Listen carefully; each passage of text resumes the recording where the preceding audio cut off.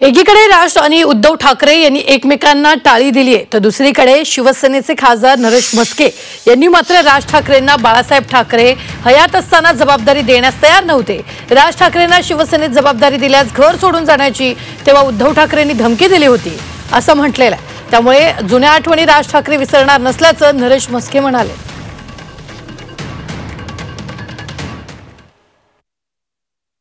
बाळासाहेब ठाकरे यांनी बाळासाहेब असताना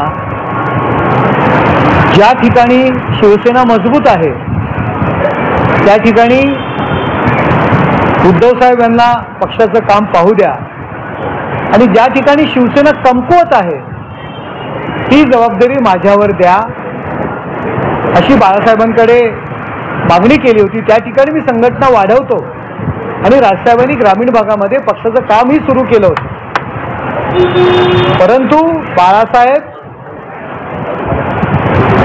त्यावेळी राजसाहेबांवरती जबाबदारी द्यायला तयार झाले।